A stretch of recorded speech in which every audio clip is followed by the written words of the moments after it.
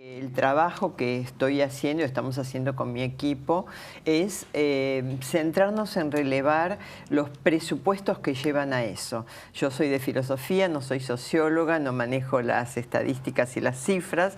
Lo que trato de manejar son aquellos condicionamientos sociales que llevan a actitudes o a posiciones de violencia, en este caso de violencia manifiesta contra las mujeres. Entonces manejamos varias hipótesis.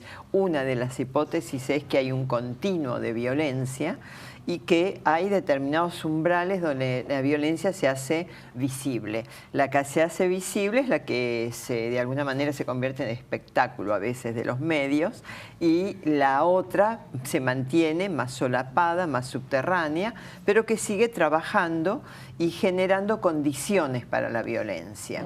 Entonces, esa especie de usina de generación de las condiciones de la violencia, de alguna manera, en algún momento, comillas, explota, se ve, se hace visible, se hace evidente.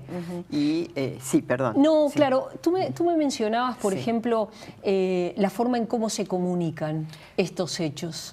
Claro, precisamente como consideramos que es un continuo, hay distintos niveles y modos de violencia que están entretejidos entre sí. Entonces, nuestro criterio es que no podemos pensar la violencia contra las mujeres sin pensar la reproducción de modos de violencia implícita en todas las estructuras de la sociedad y los modos en que esa violencia se tolera o simplemente queda impune. En nuestro país, bueno, en nuestro país hay una larga tradición de causas impunes, empezando por lo que hablaban ustedes hace un rato del atentado en Manchester. Todavía no se resolvió el caso AMIA y ya se lleva un fiscal.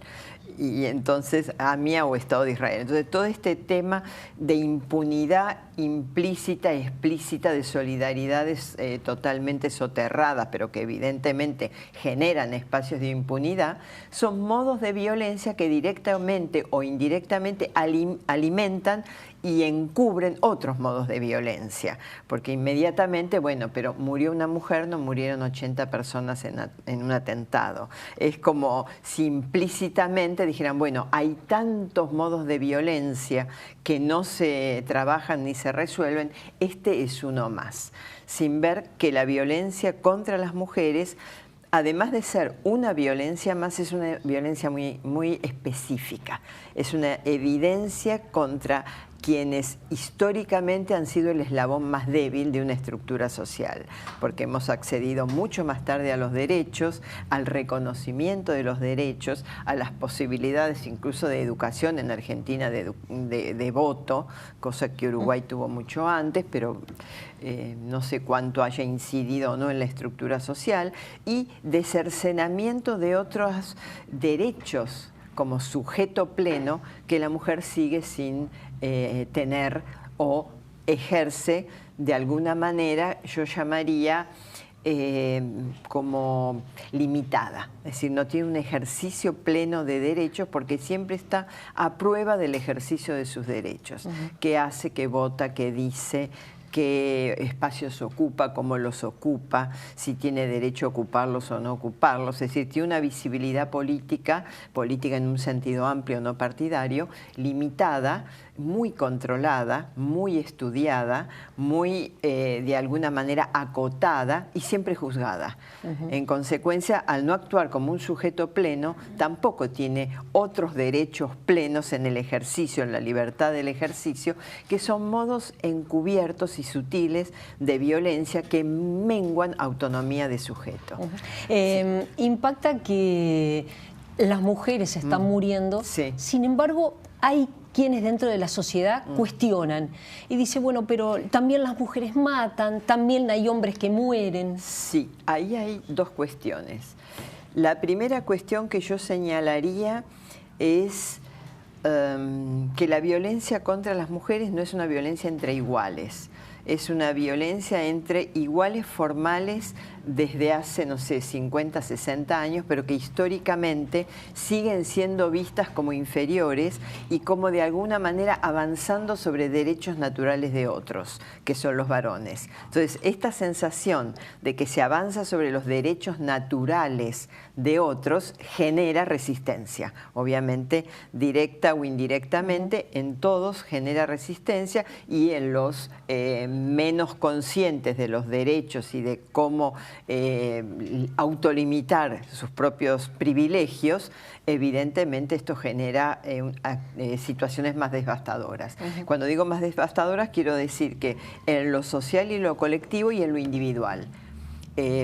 Varones que están muy centrados porque lo único que tienen es su reconocimiento como que son varones y no han logrado otros reconocimientos a otros niveles, son mucho más propensos a actuar violentamente cuando alguno de estos aspectos primarios de su personalidad se ve, no digo atacado, tocado, porque reacciona inmediatamente en defensa de ese tipo de eje sobre el cual construyó toda su personalidad y toda su vida, ¿no es cierto? El cuestionamiento de los privilegios. De los privilegios, cuanto más estén naturalizados los privilegios, menos se ven y menos se modifican. Y menos se modifican porque no se quieren modificar, porque nadie nunca se dio privilegios graciosamente, así altruísticamente. No hay forma. No hay forma. Olvídense. Entonces, tal cual. Y desde las políticas públicas, María Luisa, ¿cuánto se puede avanzar? Porque yo creo que hay como distintos niveles. Yo no soy psicóloga, no quiero hacer eje en las personalidades.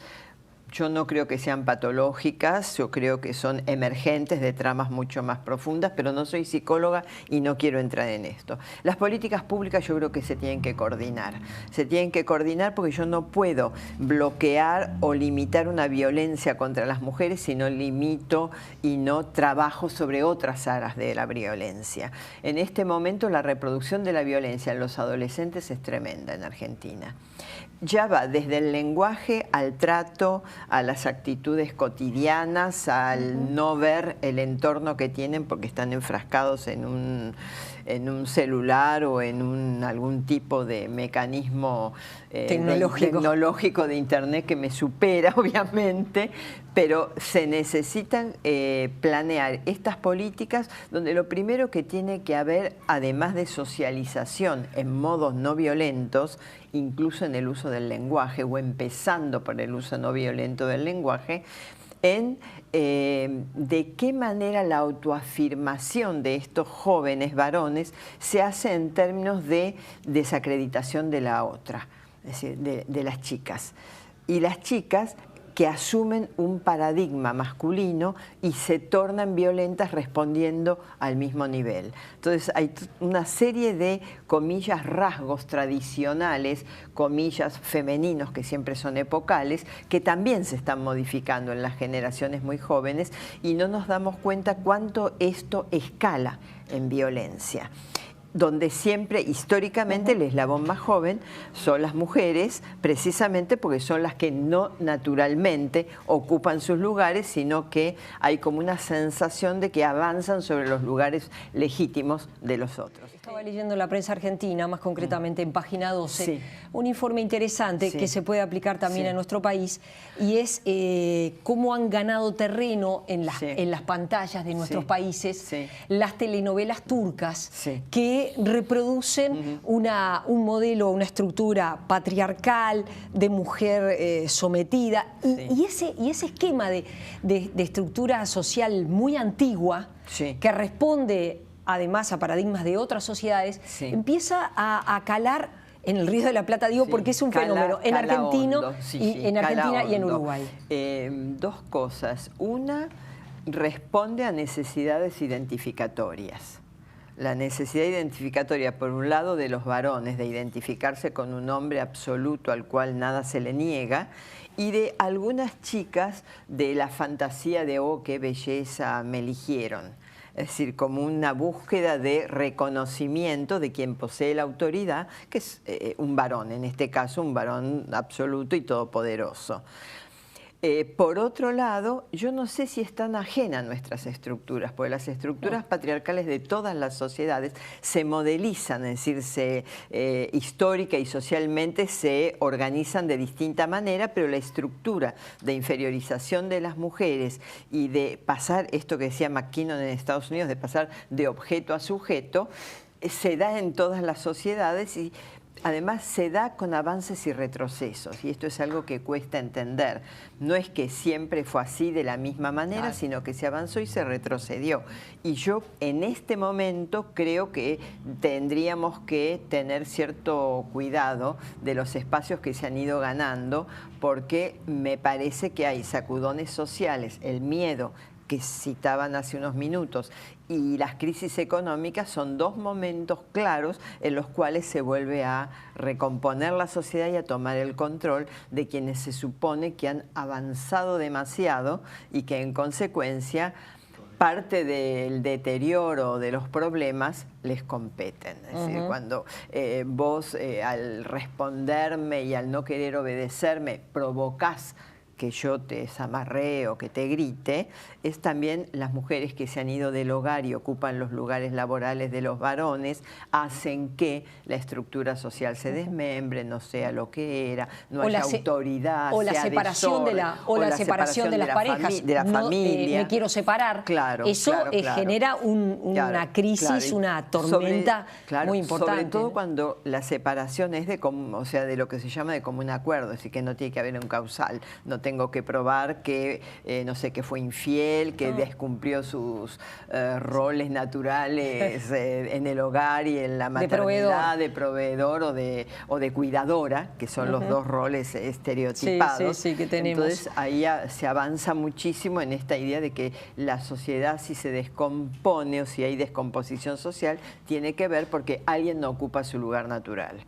Y las que no, comillas, ocupamos nuestro lugar histórico, tradicional, al avanzar hacia otros espacios hemos sido las mujeres. Entonces, cuando uno ve históricamente, ve que ha habido avances y retrocesos, es decir, vuelta de nuevo al lugar tradicional. El siglo XIX fue un gran siglo de vuelta de nuevo al hogar y a empezar de nuevo, cuando en el siglo XVIII las mujeres, por lo menos las de ciertas clases sociales, tenían muchos más beneficios y muchas más posibilidades. De todo esto vas a estar planteándolo, me imagino, mañana, ¿no? Sí, algunas de estas cosas y otras más o menos siguiendo un hilo conductor un poco más organizado en función de un solo tema, digamos, ¿no es cierto? Que es tener la violencia hacia las mujeres con una mirada de género. Claro, sí, yo en general prefiero decir violencia contra las mujeres, porque el contra me parece mucho más contundente que el hacia. El hacia puede ser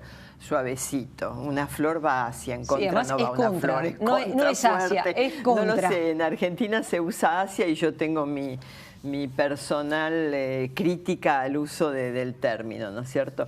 Creo que es violencia contra, y sí me parece que es importante tematizarla, recortarla y entre todas ir viendo aristas. Y creo que la mirada de género da una perspectiva que la diferencia de la violencia en general, porque la violencia en general involucra a toda la sociedad, involucra mayormente a los varones. La violencia contra las mujeres involucra a los varones como directa o indirectamente aquellos que la ejercen. Aunque a su vez alguien la ejerza contra ellos, eso es otro tema, es otro tema.